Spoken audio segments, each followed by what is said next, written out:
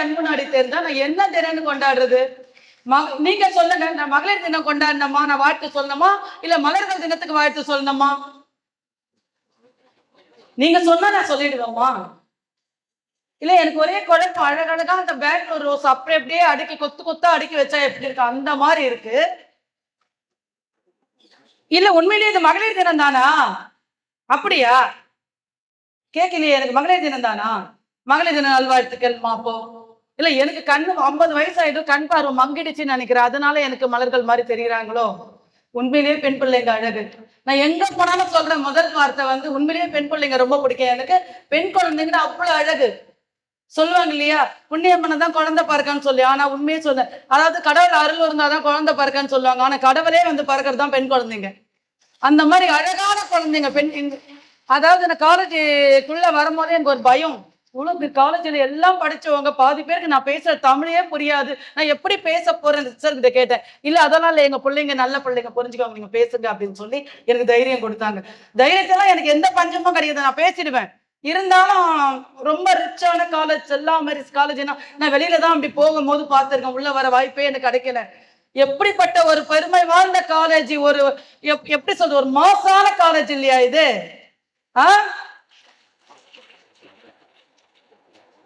எனக்கு ரொம்ப சந்தோஷமா இருக்கு. ஏன்னா படிக்கிற வாய்ப்பு கிடைக்கலனாலும் இதுக்குள்ள வந்து ஒரு 2 நிமிஷம் நிக்கிற சான்ஸ் கிடைச்சிருக்கு. அந்த மாதாக்கு நன்றி சொல்லணும், இருக்கிற சிஸ்டர்ஸ்க்கு நன்றி சொல்லணும், இந்த வாய்ப்பை கொடுத்த ஐயாவுக்கு நன்றி சொல்லணும். நான் சரிம்மா, நீங்க கொஞ்சம் வீடியோ பார்த்துருப்பீங்க, யாரோ ஒரு அம்மா வராங்க இங்க பேச போறாங்க அப்படி சொல்லியிருப்பாங்க.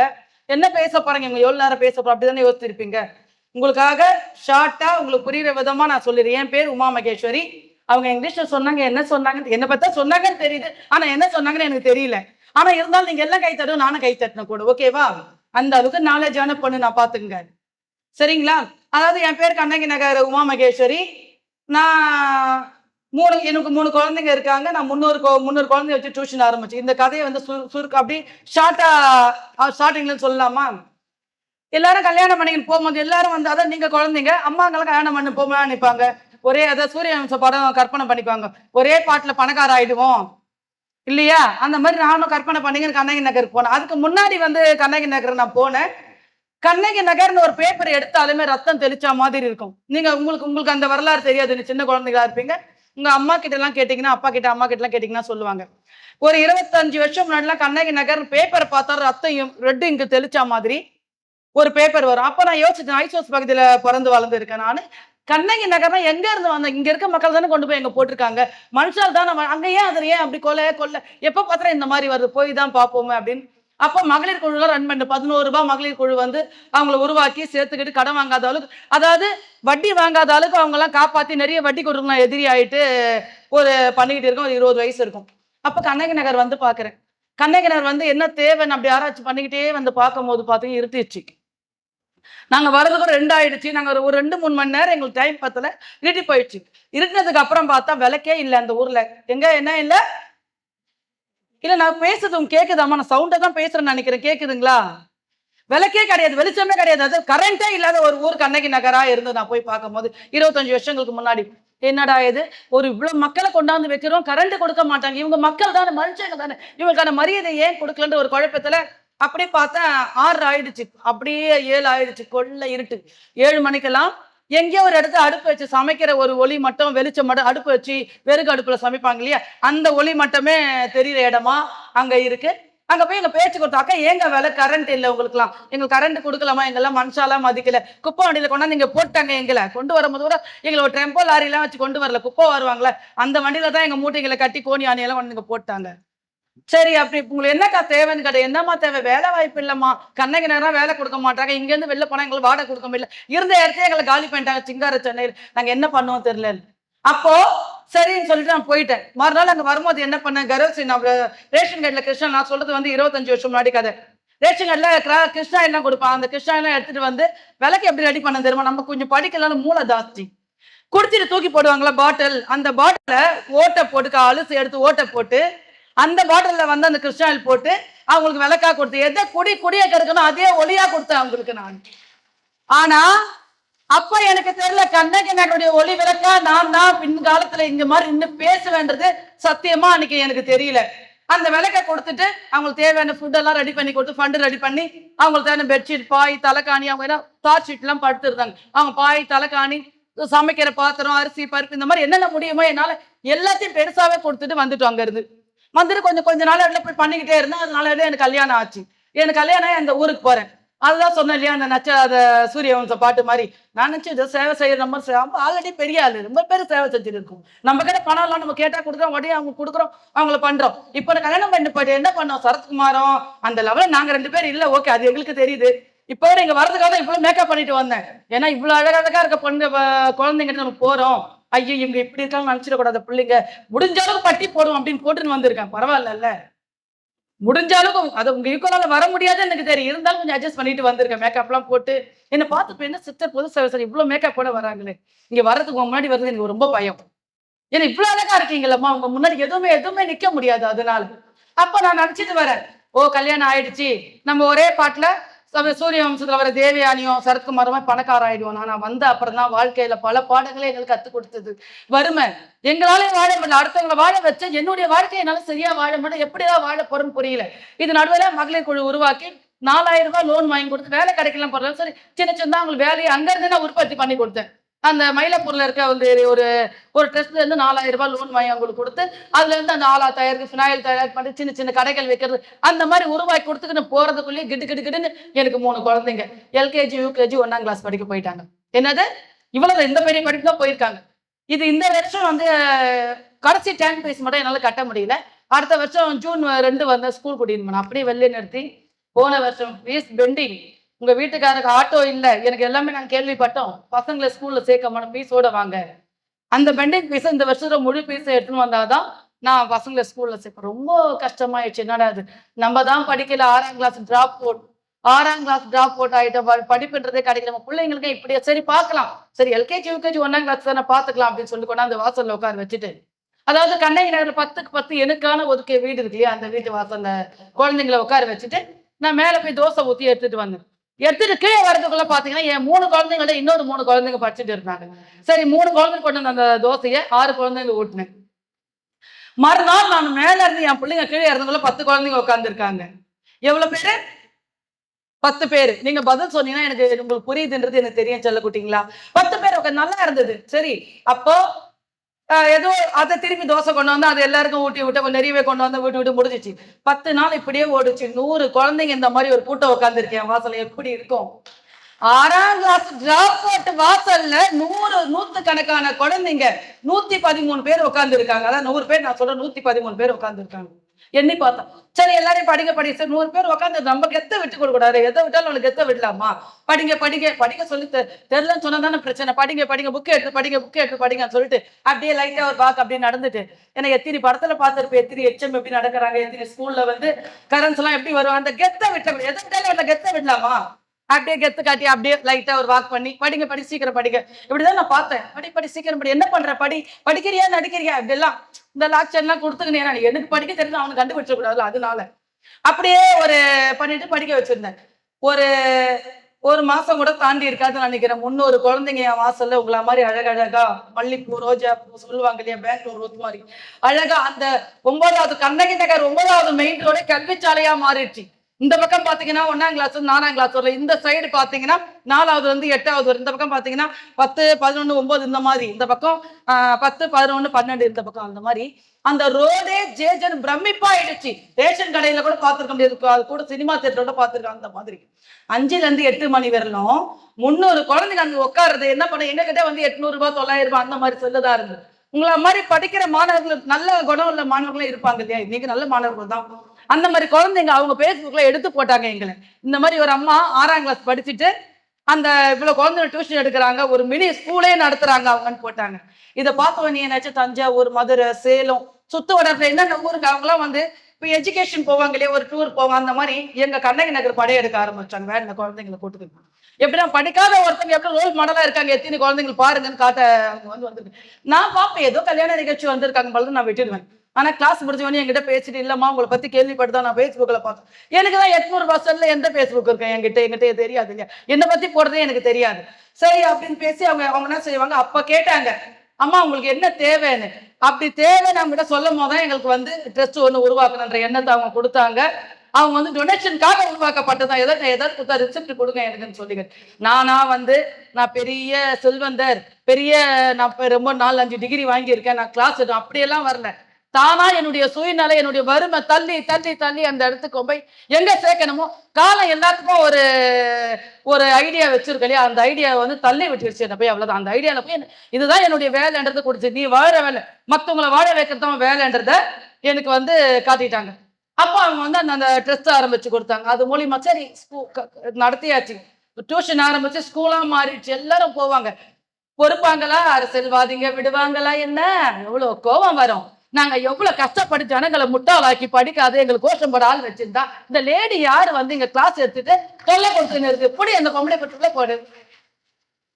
அதாவது எனக்கெல்லாம் வந்து பாத்தீங்கன்னா தப்பா எடுத்துக்காது சொல்லுங்களா, உங்ககிட்ட பேச எனக்கு கொஞ்சம் திமிர் நாள் ஜாஸ்தி. எனக்கு போலீஸ் இந்த அரசியல்வாதிகள்லாம் பயந்து பழக்கமே கிடையாது. எனக்கு ஏன்னு தெரியல, பயமே கிடையாது. அவங்களை பார்த்தா காமெடியா தெரியும். அவங்க போட்டுக்கிற அந்த நகைங்க அதாவது நாங்க போட்டுக்கிற நகை இதெல்லாம் பார்த்தீங்கன்னா சிரிப்பா வரும். ஏன்னா கஷ்டப்பட்டு உழைக்கிறவன் 1/2 பவுன் போட முடியல. ஊர் படத்துல எப்படி வராம பாருங்க சிரிப்பு. எனக்கு ஏன் தெரியல, எனக்கு காமெடியா இருக்கும் அவங்கள பார்த்தா. நிறைய பேர் ஐயா சாமி கும்பிட்டு போடும், அதெல்லாம் பண்ணதே கிடையாது. அப்ப என்ன பண்ண, இந்த அரசியல்வாதிகள் என்ன பண்ணாங்க, போலீஸை விட்டு ஏவி இன்ஸ்பெக்டர் வராரு. நேரடியா இன்ஸ்பெக்டர் வந்து எழுந்துரு, முதல்ல யார் அது உமா சேர்ந்துருங்க இருக்கு, என்ன இவ்வளவு கூட்டம், ஒரு மாடு வந்து குழந்தைங்களை முட்டா என்ன ஒரு அடடா என்ன அக்கறை சார். அவர் நினைச்சிட்டாரு, உடனே பயந்து ஓடி போய் மேலே போய் கதவு சாத்திக்குவேன் அப்படின்னு நினைச்சிட்டாரு. என்ன நீ பண்றீங்க, நீ படிச்சிருக்கியா, நீ MSW முடிச்சிருக்கியா, அந்த பொது சர்டிபிகேட் வச்சுக்காடுங்க. நான் விடுவேன், நான் எப்படிப்பட்ட வீரப்பண்ணல கடகன்னு ஒரு 6ஆம் கிளாஸ் ட்ராப் சர்டிபிகேட் கொடுத்துருவேன். குடிச்சுங்க என்னங்க வச்சுங்க. மா அவர் கேட்டா ஒரு இன்ஸ்பெக்டர் மதிக்கணுமா இல்லையா, நான் அவர் கேட்டா நான் கொடுக்கணுமா இல்லையா, அவருக்கு போகும். மா இது இல்லை இது இல்லை இது இல்லை இது இல்லை, நீ இந்த சேவை சைட்ல இதுக்கு சர்டிபிகேட்டுமா உனக்கு எப்படி புரிய வைக்கிறது தெரியலையே. ஆனா ஆல்ரெடி எனக்கு புரிஞ்சிச்சு, இவர் வந்து இந்த டியூஷன் நடக்கக்கூடாது, இந்த பிள்ளைங்க படிக்கூடாது மட்டும் கரெக்டா இருக்காரு எனக்கு புரிஞ்சிச்சு. திரும்பி உடனே கிடைக்க நீ பிறந்த சர்டிபிகேட் வந்து கொடுத்தா அவர்கிட்ட இருந்தாங்க வச்சுங்க சார். அவன் பயங்கர டென்ஷன் ஆகி, ஏன்னா ஏன்னா குழந்தைங்க பேரண்ட்ஸ் எல்லாம் கூட்டிட்டு போற நேரம் 7:45 பேரண்ட்ஸ் வந்துருவாங்க குழந்தைங்களை கூட்டிட்டு போறது. ஏன்னா குடிகாரங்க நிறைய தவறுகள் நடக்கும். கொஞ்சம் அந்த இடம் அப்போ அந்த சூழ்நிலை வந்து அமைஞ்சிருந்தாலும் குழந்தைங்களை பெண் பிள்ளைங்களை பாதுகாப்பா எடுக்கணும். ஆண் குழந்தைகள படிச்சிருந்தாங்க வந்து கூட்டியிருந்தாங்க. அந்த பேரண்ட்ஸ் எல்லாம் நிக்கிறாங்க இல்லையா, அவங்க சொல்ற இவனுக்கு வேலையே இல்லை மூஞ்சி பாருன்றாங்க. அதெல்லாம் அவர் காதலி வருது, என் காதலி வருது. ஆஹா எனக்கு வத்தி வைக்க ரெடியா ஒரு அம்மா நிக்கிறாங்க, பரவாயில்ல நம்ம சப்போர்ட் தான் அப்படின்னு நினைச்சிட்டு. அப்போ அவர் என்ன சொன்னார்னா, வட்டாரமா ஒரு மாடு வந்து குழந்தைய முட்டிச்சா என்ன பண்ணுவேன், ஏதோ ஒரு பிரச்சனை ஒரு தீ விபத்து ஆயிடுச்சா என்ன பண்ணுவேன். ஆமா சார் தப்பு இல்லை சார், சார் ஒன்னே ஒன்று பண்ணுங்க சார், இடம் எதிரில் காலியா இருக்கு, எனக்கு வேண்டி அடிச்சு கொடுங்க சார், இந்த இடத்த நான் டியூஷன் நடத்திக்கிறாங்க. விடுவேனா நானு? 1.5 லட்சம் தான் சார் ஆகும், சும்மா ஒத்த கல் மட்டும் வச்சு ஒரு வேலி மட்டும் அடிச்சு கொடுங்க சார், வண்டி எடுத்துன்னு போய் நாளைக்கு ஸ்டேஷன் வாங்க சார், நாளைக்கு தானே சார் வர சார் போங்க சார். திரும்பி பார்த்தாரு, அவர் திரும்பி பார்த்தா, நானும் திரும்பி பார்த்தேன், நான் என்ன இலக்காரமா அவருக்கு, நானும் திரும்பி பார்த்தேன். போயிட்டாருல. மறுநாள் அங்க இருக்க கவுன்சிலரும் கொஞ்சம் ஒரு 10 பெண்களும் 10 ஆள்களும் கையாளுன்னு சொல்லுவாங்க இல்லையா, அதாவது ரவுடிசம் பண்ண என்கிட்ட வராங்க. என்ன இந்த குழந்தைங்க ஊர் பிள்ளைங்களா வச்சு என்ன படிச்சிருக்க, நீ என்ன சொல்லிக் கொடுப்ப, உட்கார பந்தா பண்ணு, இந்த குழந்தைங்க வச்சு நீ வாழலான்னு பாக்குறியா? அப்படியே நான் ஒண்ணுமே பிள்ளை எழுந்துருன்னா அப்பதான் படிக்க சொல்லிட்டு, எக்ஸாம் டைம் படிக்க சொல்லிட்டு இருக்கேன். ஒரு 6 மாச காலம் ஓடிடுச்சு, இது நடுவில் 6 மாச காலம் ஓடிடுச்சு. அவரை பாக்குறேன். அவர் எப்படி வந்தார் தெரியுமா, நாகேஸ்வரம் வாசிப்பாங்க இல்லையா, அந்த மாதிரி 2 கையில பெரிய பெரிய மோந்திரம், பெருசு 2 மோந்திரம், பெருசா அப்படியே கையில இந்த இதெல்லாம் 3 நம்பர் இவ்வளவு சைஸுக்கு மோந்திரம், கஷ்டப்பட்டு உழைக்கிற கையில துளி கூட கிடையாது, அந்த மாதிரி 2 மோந்திரம் இவ்வளோ பெருசா. இந்த ரவுடிஸ் எல்லாம் போடுவாங்க பாத்தீங்களா, அப்படி பிடிக்கிற மாதிரி, அந்த மாதிரி பெருசா லேடிஸுக்கு போடுற மாதிரி செயின் எல்லாம் போட்டுக்கின்னு என்ன பண்றீங்க இதுன்னு. நாகேஸ்வரன் வித்வான் மாதிரியே இருந்தாரு என் கண்ணுக்கு. அவர் பார்த்தோட செம சிரிப்பு எனக்கு. அப்படியே நாகேஸ்வரன் வித்வான் எப்படி இருப்பாரு, அவங்க சும்மா அவங்க அந்த நீங்க பார்த்துருக்கீங்க, அந்த மோந்திரம் போட்டு நாகேஸ்வரம் வச்சா அவங்களுக்கு எத்தா இருக்கு, அந்த மாதிரி இருந்தாரு. எனக்கு அவரை பார்த்தோன்னே சிரிப்பா வந்து தானே சிரிக்கிற சைலண்டா ஆயிட்டு அமைதியாயிட்டு. அவர் வந்து சொன்னாரு, அம்மா வாமா இங்க, என்னம்மா தங்கச்சி என்னம்மா பண்ற, இல்லம்மா உனக்கு தைரியம் வீரம் உன்னை பத்தி நல்லா தெரியுமா, ஆனா இவ்வளவு பிள்ளைங்களை வைக்கும் போது எல்லாம் கம்ப்ளைண்ட் பண்றாங்கம்மா. நான் சொன்னேன், ஐயா அண்ணா யார் நான் கம்ப்ளைண்ட் பண்ணாங்க, அதை சொல்லக்கூடாதுமா, கம்ப்ளைண்ட் நிறைய கேட்டு பாருமா. அப்படியா பண்ணுவாங்க. இந்த ஊர்ல கெஞ்சா ஓடுது, யாரும் கம்ப்ளைண்ட் பண்ணல, சாராயம் விற்கிறாங்க கம்ப்ளைண்ட் பண்ணல, 3 வயசு குழந்தைங்க பார்க்காத கற்பழிக்கிறாங்க அவங்கள பத்தி கம்ப்ளைண்ட் பண்ணல, படிப்பு சொல்லி கொடுக்குற என் மேல கம்ப்ளைண்ட் பண்ணல, கொஞ்சம் கூப்பிட்டு எதிர நிக்க வேணாம், அவங்களை ஒரு மாலை போட்டு மரியாதை செலுத்துறேன், என்னம்மா சமூக ஆர்வம் அவங்களுக்கு அப்படின்னு. அவர் இதுக்கு மேல இவகிட்ட பேசுறான், நம்ம வேலை ஒன்றும் ஆகாது நினைச்சிட்டு. இல்லம்மா, நிறைய பேர் கம்ப்ளைண்ட் பண்ணாங்க. ஆனா நிறைய பேர் பண்ணுவாங்க. பண்ண ஒரு ஆளை மட்டும் சொல்லுங்க. பேரண்ட்ஸ் எல்லாம் நிக்கிறீங்களா, இது ஏன் வேலை கிடையாது, உங்க வேலை வந்து கேளுங்க. அவங்க எல்லாம் சுத்து போட்டு அப்படியே கேட்டாங்க. ஏன்னா இந்த ஊர்ல என்ன பண்றாங்க, எங்க வயசு போய் நாங்க குழந்தை குட்டி பெத்து கூட போக முடியல, எங்க கல் அடிக்கிறாங்க, அசிங்கமா பேசுறாங்க, வேலை வெட்டிக்கே போகாத குடிச்சே சாகுறாங்க, காலையில 5 மணிக்கெல்லாம் கண்டெய்னர்ல பாட்டில் இருக்கிறாங்க. இதெல்லாம் கேட்காதவங்க ஒரு படிப்பு எடுத்த இடத்துல வந்து கம்ப்ளைண்ட் பண்ணாங்க. யார் நான் என்கிட்ட காட்டுங்க. அவர் நினைச்சிட்டாரு, ஆஹா தப்பான இடத்துல வந்து வாய் கொடுத்து மாட்டிட்டோம். அவருடைய வாய்ஸ் எனக்கு கேக்குது, அவர் மனசுக்குள்ள நினைக்கிறதுலாம் எனக்கு கேக்குது. நம்ம கொஞ்சம் அறிவாளி இல்ல. அவர் சொன்னார், இல்லம்மா நீ ஓரம் உட்கார வச்சுக்க, அப்படி பண்ணிக்க இப்படி பண்ணிக்க, எல்லாம் கொஞ்சம் மேப்பெல்லாம் போட்டுக்கிறது. உடனே நல்லவரா மாறிட்டாரு. அவர் எல்லாம் பண்ணி கொடுத்துட்டு போயிட்டாரு. இது போயிட்டு இதோட முடிக்கல. அடுத்த நாள் திரும்பி அந்த இன்ஸ்பெக்டர் வந்தாரு. பசங்க எல்லாம் எழுந்துருங்க, எல்லாரும் எல்லாம் எழுந்துட்டாங்க. நான் அப்போ டீச்சர் அப்போ வந்து அங்க கிளாஸ் எடுக்கிற பசங்க விட்டு மேலே போயிருந்தேன். எல்லாரும் எழுந்துருங்க, எல்லாரும் அவங்க வீட்டுக்கு போங்க. உடனே கீழே மேலே கீழே வந்தேன். ஏன்னா என் வீட்டுக்கும் குழந்தைங்க ரொம்ப தூரம் இருக்காங்க. எதுக்காக சார் ஏந்துக்க சொல்றீங்க?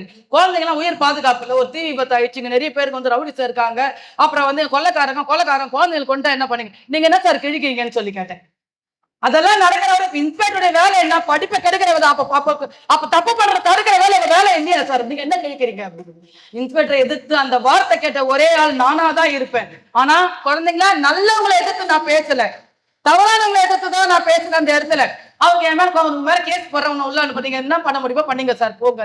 அவர் இதுவரையிலும் போலீஸ் வந்தா அந்த இடத்துல அலறி கை கட்டி, ஐயோ சாமி என்னங்க சாமி சொல்லுங்க சாமின்னு தான் பார்த்துருப்பாங்க. உமாவுடைய வார்த்தை அவர் தீ எடுத்து மேல கொட்டின மாதிரி இருக்கான் போல. என்ன பண்ணாலும் அவங்ககிட்ட ஜெயிக்க முடியுது, என்ன பண்றதுன்னு சொல்லிட்டு அவர் என்ன சொன்ன, நாளைக்கு வந்து நீ உங்க வீட்டுக்கார வந்து சரண் ஆகணும். ஏன் சார், நான் கெஞ்சா வைத்தோமா, சாராயம் வைத்தோமா, இல்ல கள்ளக்கடத்துல ஏதாவது பண்ணுமா, கொலை பண்ணிட்டோமா சார் நாங்க அரெஸ்ட் ஆகுறதுக்கு?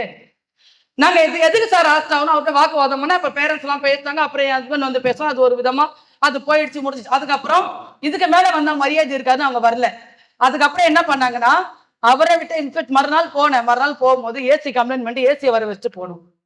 ஏசி ஆஃபீஸ் வந்து ஏசியை வர வச்சு போனோம். ஏசி எதிரில் சொன்னேன், சார் ஐயா ரொம்ப சப்போர்ட் பண்றாரு எங்களுக்கு, குழந்தைங்க உட்காந்துருக்காங்க சார், உட்கார ஈரமா இருக்கு, எங்களுக்கு அந்த மேட் இல்லை சார், ஒரு 40 பாய் இருந்தாங்க, ஒரு ஆளு கொஞ்சமாவது பசங்க அந்த பாயில உட்காருவாங்க.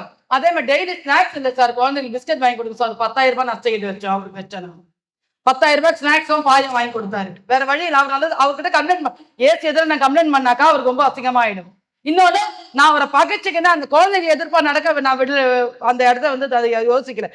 புத்திசாலித்தனமா அவரை ஸ்பான்சர் பண்ணும். அதே மாதிரி மறுநாள் போனேன், வந்தாரு நாகேஸ்வர விஸ்வான், அவர்கிட்ட போனேன். அண்ணா குழந்தைங்க முட்டை பால் ரொம்ப வீக்கா இருக்காங்க, நான் பிள்ளைங்க 20,000 ரூபாய்க்கு முட்டை பால் வாங்கி கொடுத்துட்டு அவர் எல்லாத்தையும் சொல்லிப்பா, அந்த டியூஷன் பக்கம் தயவு செஞ்சு யாரும் போவாதீங்கடா, போனாலும் அந்த பொண்ணு அந்த பசங்களை தான் வாங்கி கொடுக்க சொல்லி தொல்லை கொடுக்குது, போனா 5,000 6,000 எடுத்துட்டு போனோம், போவாதீங்கன்ட்டாரு. ஒரு வழியா அந்த அரசியல்வாதி இவங்க பிரச்சனையை முடிச்சிட்டோமா, இப்படியே போச்சு. சரி, படிப்பு கொடுத்துட்டு படிக்கிறாங்க பிள்ளைங்க. அதாவது 6ஆம் கிளாஸ் டாப் டீச்சர் கிட்ட உட்காந்து படிச்ச பிள்ளைங்க ஒரு அளவுக்கு மார்க் எடுக்க ஆரம்பிக்கிறாங்க. 8 மார்க் எடுத்துட்டு வந்த தினேஷ் என்ற ஒரு மாணவன் 88 மார்க் எடுக்கிறான் 6 மாசத்துல. எவ்வளவு மார்க்கு? 88 மார்க். அப்போ அந்த இடத்துல படிக்க முடியாத குழந்தைங்க இல்ல. அது எனக்கு உணர்த்தியது என்னன்னா, அங்க படிக்க முடியாத குழந்தைங்க இல்ல, கல்வி கத்துக் கொடுக்கதான் ஆள் இல்லை. அந்த மாதிரி அவன் 8 மார்க் எடுத்த மாணவனை 88 மார்க் எடுக்க வச்சு அவனை வெற்றி பெற்ற வச்ச உடனே அப்புறம் இன்னும் 2 பசங்களை வந்து ஸ்கூல், அந்த கவர்மெண்ட் ஸ்கூல் ஃபர்ஸ்ட் வந்துட்டாங்க. அப்ப என்ன ஆச்சுன்னா, இது வரலாம் பிரச்சனையா கொடுத்தவங்க அப்படி திரும்பி பாக்குற மாதிரி உமாவை, யாரா இந்த உமா, ஓ 2 டிகிரி 3 டிகிரி படிச்சவங்க போல இருக்கு, என் வீட்டுக்கிட்ட இருக்கவங்க மட்டும் தான் தெரியும், அந்த தெருவில் இருக்க மட்டும் நான் படிக்கல.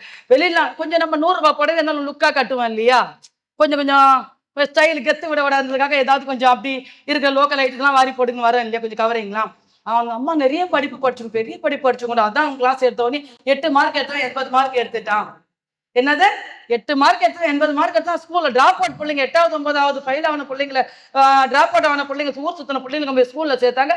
அவங்க வந்து ஸ்கூல் ஃபர்ஸ்ட் செகண்ட் வராங்க. எப்படி இல்லை யோசிச்சு, அதாவது 6ஆம் கிளாஸ் டிராப் அவுட் வாசல்ல யார் நிக்குதுன்னா, கண்ணகி நகரே கல்விக்காக நிக்குது.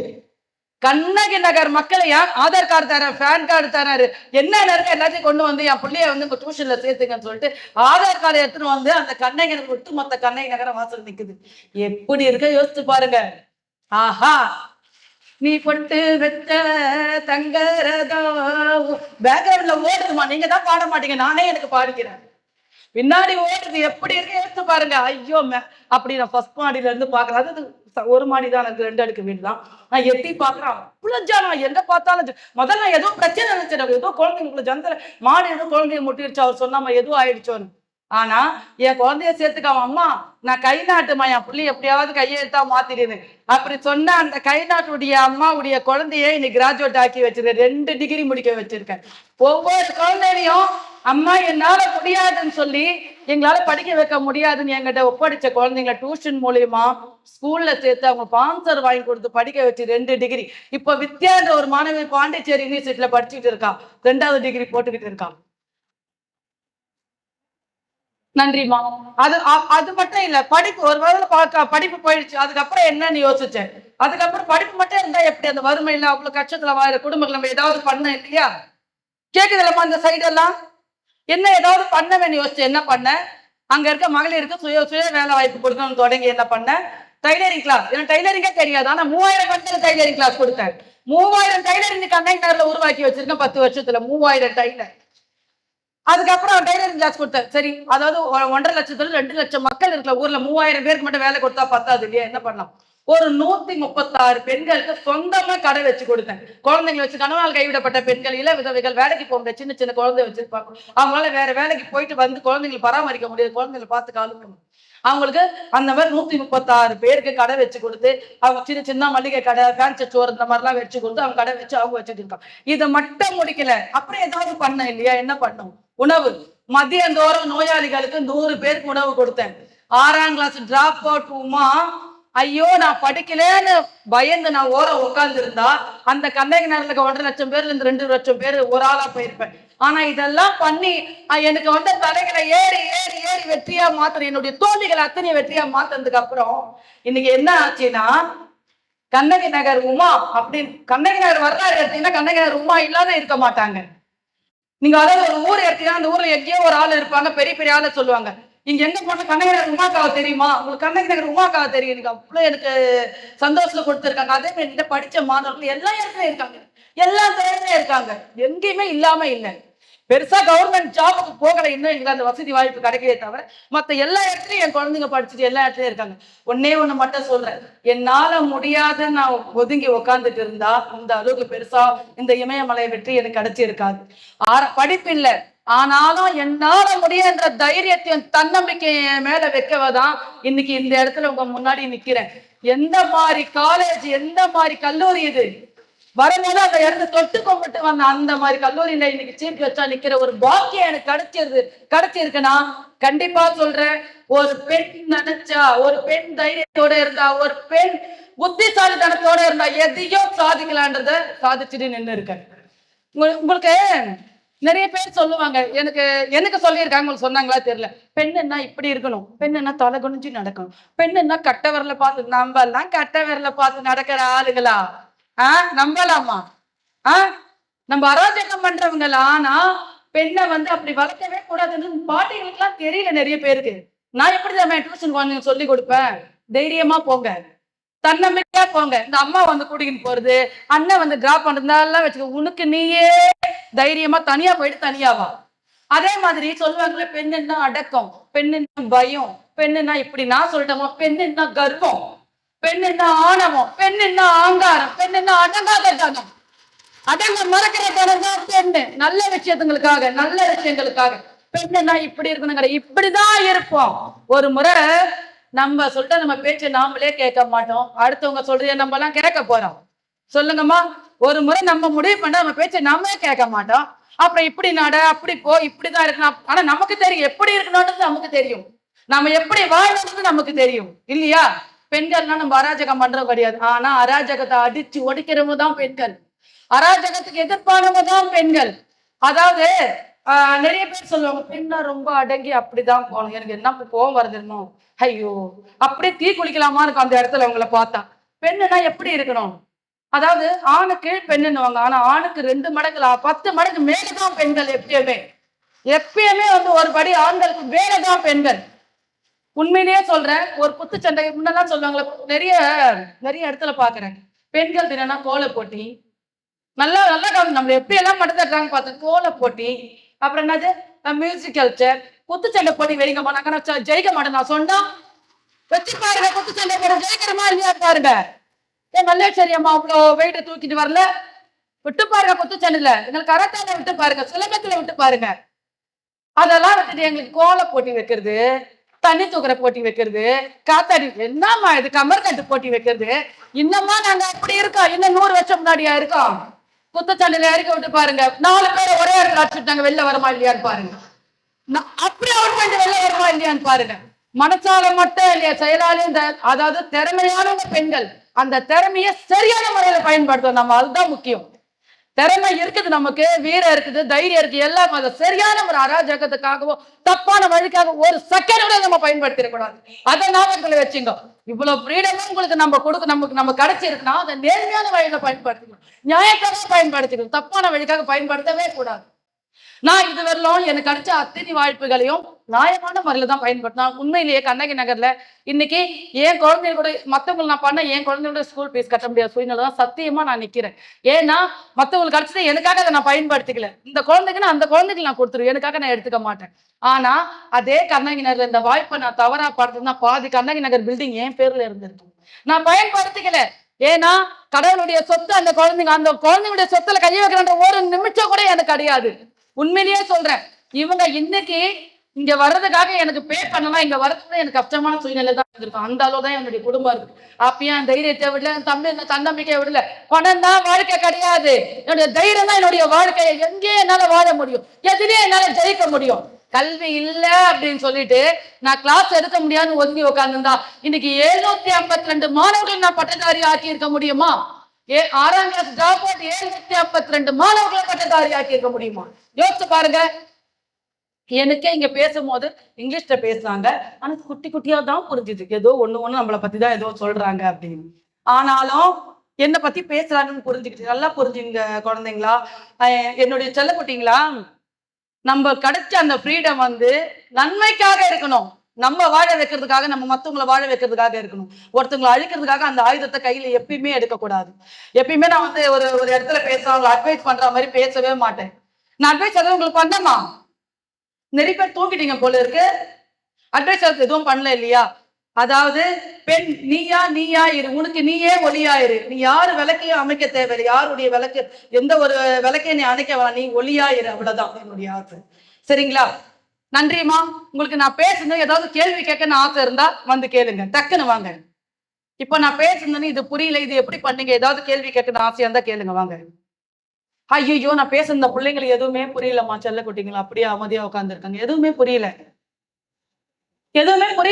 நான் பேசுறது பாஸ்டா பேசுறேன், படிப்பு இல்லைல்ல, அதனால நிறுத்தி நிதானமா சிஸ்டர் மாதிரி அழகா எனக்கு பேச தெரியல, அதான் விஷயம். யாருக்குமே கேள்வி கேட்க அப்பா ஒரே ஒரு சிங்கர் பண்ணி வரான், கிளாப் பண்ணுங்கம்மா, வாமா கிளாப் கிளாப். நீ இல்லம்மா சிங்கர் பெண், நீ இல்லம்மா பாரதி கண்ட புதுமை பெண், வாமா மேல வாமா, மேல வா. முன்னாடி வந்துருச்சு, அப்படி இங்க வா சீக்கிரம். அடுத்தாள் ரெடியா இருங்கம்மா. நீங்க கேட்டதான் நான் இவ்வளவு தூரம் பேசுனதுக்கு அவங்களுக்கு புரியுதுன்ற அர்த்தம் எனக்கு தெரியலன்னா, ஒண்ணுமே புரியலன்னா நான் எடுத்துக்குவேன். வணக்கம் அம்மா. வணக்கம்மா. மகளிர் தின நல்வாழ்த்துக்கள். உங்களை இன்னைக்கு சந்திச்சதுல ரொம்ப சந்தோஷம், எங்க எல்லாருக்குமே ரொம்ப சந்தோஷம். நீங்க உங்களோட ஸ்டோரி நீங்க பகிர்ந்துக்கிட்டது ரொம்ப இன்ஸ்பிரேஷனலா இருந்துச்சுமா.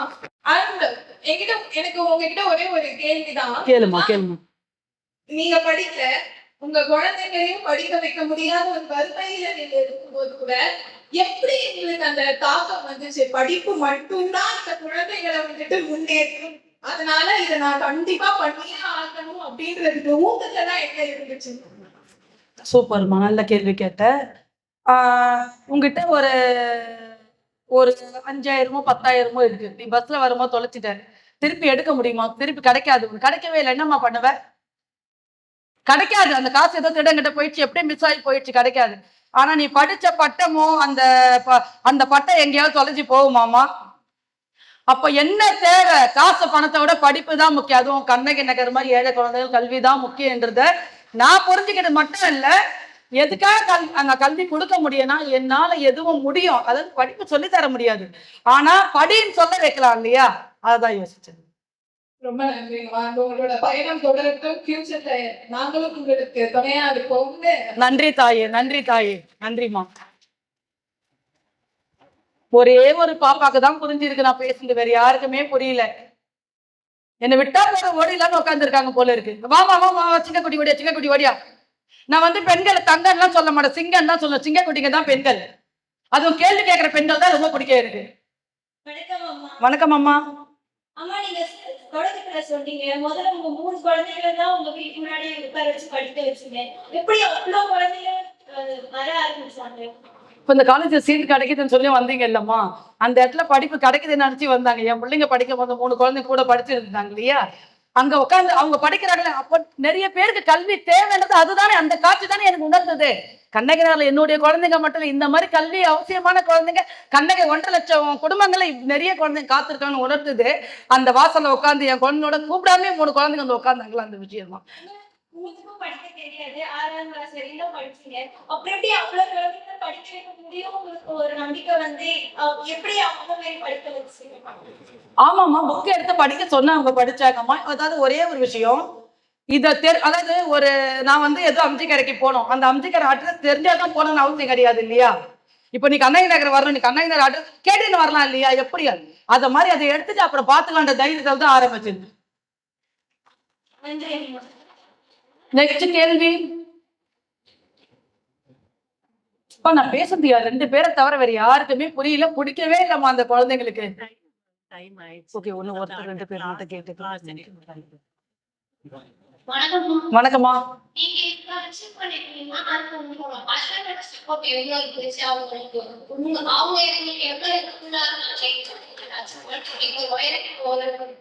அவர் இல்லைன்னா இன்னைக்கு 76 அவார்டு வாங்கினவுமா இருந்திருக்க மாட்டோமா. உண்மையிலேயே எல்லா வெற்றிக்கு பின்னாடி, எல்லாருடைய வெற்றிக்கு பின்னாடியோ பெண்ணுடைய வெற்றிக்கு பின்னாடி ஆண் இருப்பாங்க, ஆணுடைய பின்னாடி பெண் இருப்பாங்க.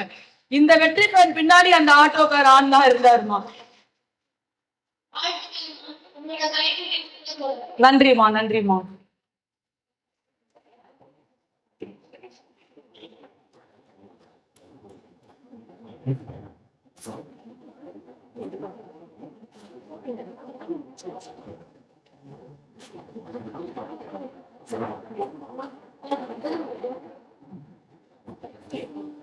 அவ்வளவுதான், இது முடிச்சுக்கலாமே, ஒன்னாடு முடிச்சுக்கலாம். வணக்கம்மா. நல்வாழ்த்துக்கள்மா. இந்த குறிப்பா அதிகாரத்தின் மேல ஆட்டவங்களை பார்த்தா உங்களுக்கு காமெடியா இருக்கும்னு சொல்லியிருக்கீங்க. எனக்கு பொறுத்த வரைக்கும் ஜனங்களை ஏமாறுவதே வெறும் அவங்கள வந்து அதிகாரத்துல வந்து எப்படி ஜனங்களை ஏமாத்தாருன்னா அந்த பயம் அப்படின்னு சொல்லிட்டு அந்த காட்டினாங்க. அதை தாண்டி எப்படி பயம் இல்லாம எப்படி இவரை பண்ணீங்க, அவங்க ஏன் அந்த நிறைவேற்றாங்க. நீங்க கூட சொன்னீங்க என்னன்னா பண்ணிக்கோங்க அப்படின்னு சொன்னீங்க. அந்த அந்த தைரியம் உங்களுக்கு எங்க வந்தது அதை பண்ண? ஏன்னா சாதாரண ஜனத்துக்கு சத்தியமா கொஞ்சம் மைண்ட் இருப்பாங்க. அதனால எனக்கும் கொஞ்சம் எல்லாருக்கும் உண்மைமா. எனக்கு ஏன்னு தெரியாது, பிறப்புல இருந்தே பயம்னா என்னன்னு தெரியாது. இந்த ரவுடிங் கிட்ட பயப்படுறது, போலீஸ் கிட்ட பயப்படுறது, அரசியல் ஏன்னு தெரியல. படிக்காதனால ஒரு திமிரா என்னன்னு தெரியல. எனக்கு இந்த பயம்னா என்னன்னே தெரியாது. இன்னொன்னு, அரசியல்வாதியை கண்டா அவங்கள ஓட ஒரே ஆள் நானாதான் இருப்பேன் அந்த கண்ணகி நகருக்குள்ள. தெரியல எனக்கு நிஜமாவே, எனக்கு இதுவரையிலும் எனக்கு புரியாத ஒரு விஷயம். நன்றிமா, இதுவரையிலும் பொறுமையா அமைதியா கேட்டு என்னுடைய வாழ்க்கையில் நடந்த சில விஷயங்களை தான் பகிர முடிஞ்ச நேரம் இல்லாத காரணத்தினால நன்றிமா, நன்றி. மறுபடியும் மகளிர் தின நல்வாழ்த்துக்களை தெரிவிச்சுக்கிறேன். இப்போ நான் சொன்ன விஷயங்களை கடைபிடிச்சு யாராவது ஒரு குழந்தை கூட இந்த இடத்துக்கு வந்துட்டீங்கன்னா எனக்கு ரொம்ப பெருமையா இருக்கும். இன்னொரு விஷயம், இந்த மிகப்பெரிய இந்த வந்து எப்படி சொல்றது, ரொம்ப பெரிய காலேஜ். இந்த காலேஜினால அதாவது பெருமை வாழ்ந்த காலேஜ். இந்த காலேஜ்ல நீங்க படிக்கிறது மட்டும் பெருமை கிடையாது, இந்த காலேஜ்ல தான் என் மாணவர் படிச்சாங்கன்னு சொல்றாங்க பாத்தீங்களா. இங்க இருக்க டீச்சர்ஸோ மற்றவங்களோ பார்த்து இந்த காலேஜ் என் மாணவி படிச்சான்ற அந்த நாள், நீங்க அந்த பெரிய இடத்துக்கு போற ஒரு நாள் வந்தா அதுதான் ரொம்ப பெரிய விஷயம். நீங்க கொடுக்குற எனக்கு ஒரு பரிசா நான் நினைப்பேன். நன்றிமா, நன்றிமா.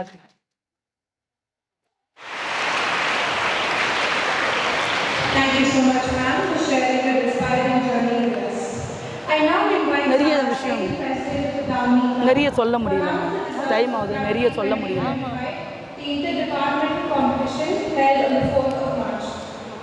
Good afternoon, everyone.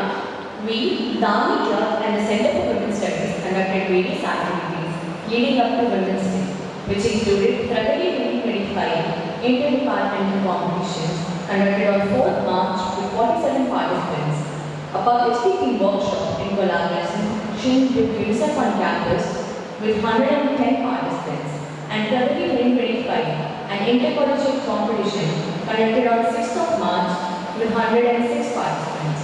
Now, I would like to announce the prize winners for February 2025 interdepartmental competitions. I would request the prize winners to come forward and collect their certificates from Dr. Sister Stella Marie Principal. First, we go for quiz. Competition நடந்தது. First prize in quiz goes to Abhishi A 2023 UHS 009 and Tanushree BN 2023 PSC. இப்போ என் பெரிய பையனுக்கு fees கட்ட முடியாத சூழ்நிலை தான் ma'am இருக்குது. இதில் ஐயோ இப்போ முகமது சதாக்கில் படிக்கிறான் மேம். அவனுக்கு 42,000 ஃபீஸ் கட்டணும். ஃபீஸ் கட்ட முடியாது. இப்போ அவனுக்கு இன்றைக்கே பிரச்சனையில் தான் இருக்குது. அவனுக்கு எக்ஸாம் எழுதுறது. ஐயோ எனக்கு எதுவும் ஞாபகம் வர மாட்டேங்குது. காலேஜ் செகண்ட் இயர் படிக்கிறான். 017 and Harshni R 22 UHSA 059. Second இது வந்து +2 எழுதிட்டு இருக்கா பொண்ணு. அவளுக்கும் ஃபீஸ் கட்டல. அது 3வது வந்து பையன் 10th படிக்கிறான். முக்கியமான போர்ஷனில் இந்த ஜனங்களுக்காக பண்ணுற வேலையில் என் குடும்பத்தை கோட்டை விட்டுட்டேன் மேம். கொஞ்சம் அது வந்து சொல்லக்கூடாதுங்க தான் சொல்லலை. உங்களுக்கு 3 பேருக்கும் ஃபீஸ் கட்டாமல் அப்படியே இருக்குது. The third prize goes to Fernando 24 UPCA 053 and Richu Marine Drawing.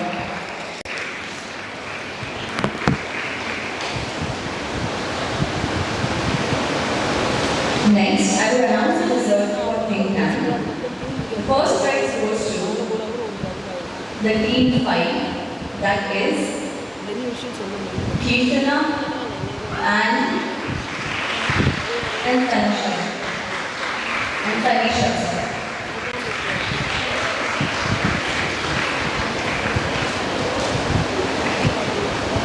The second prize goes to Krishna NJ, Anaga Bhatt and Meera from History Department.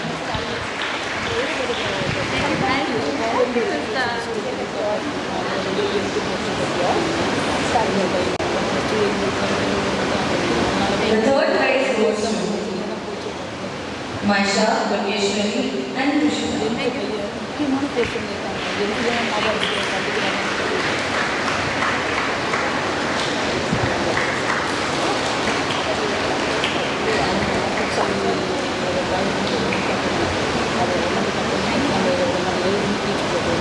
Next, I will announce the result for Poetry Slam.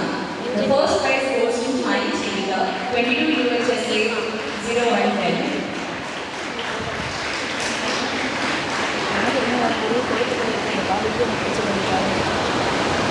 The second prize goes to Soumya A, 23 UCMA 154.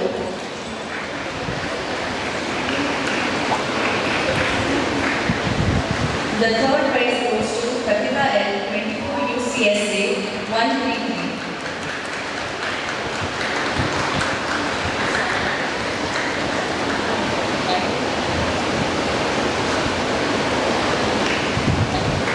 Next, I'll be announcing the result for debate. The first prize goes to Madina Mohammed, 22 UPYA 144 and Abigail Albert, 23 UPCA 055.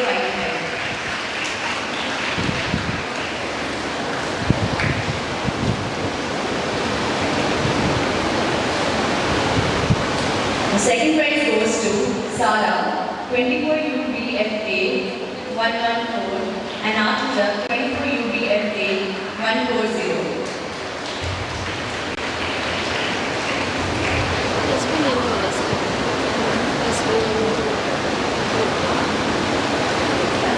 The third prize goes to Anaga Bhatt, 22 UHSA 011 and Madana V. Shankar, 22 UHSA 017.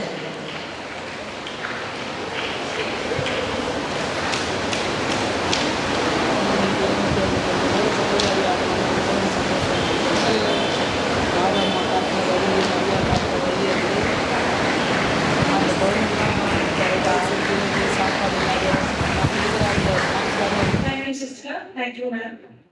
I now invite Srinidhi, Treasurer of the Government Club, to deliver the word of thanks.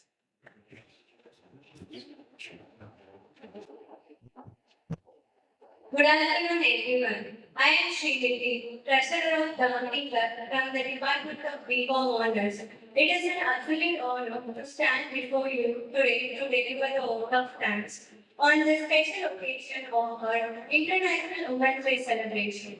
I thank God Almighty for blessing us with this beautiful day and for guiding us in organizing this meaningful event. I extend my heartfelt thanks to our chief guest, Mrs. Uma Maheshwari, a renowned social entrepreneur dedicated to educating the underprivileged. Ma'am, your present and inspiring words have truly enlightened us, and we are grateful for the wisdom you have shared. Thank you, ma'am.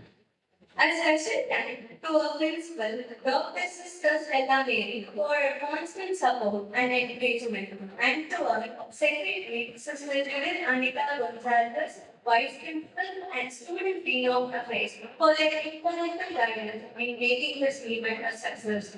A sincere thanks to Dr. Tony Thomas, Director of Center for Women's Studies and Faculty Advisor of Carmichael, whose dedication and efforts have played a vital role in organizing and supporting this event. Your commitment to empowering women and fostering meaningful discussion is truly commendable. I would also like to express my heartfelt gratitude to Mr. Rao of KSA Trust, whose support helped us connect with Mrs. Uma Maheshwari for this event. We truly appreciate your assistance. A special thanks to Sister Ditya, Sister Prema, Sister Kalu, and Therapy for their seamless technical support. Your efforts behind the scene ensure that everything runs smoothly, and we are deeply grateful for your contribution. Finally, a big thanks to all the faculty members, students, PhD and photographer volunteers, and organizing team for their dedication and hard work. Without your effort, this event wouldn't have been possible. Let us all take forward the spirit of empowerment and continue making difference in the society. Thank you all.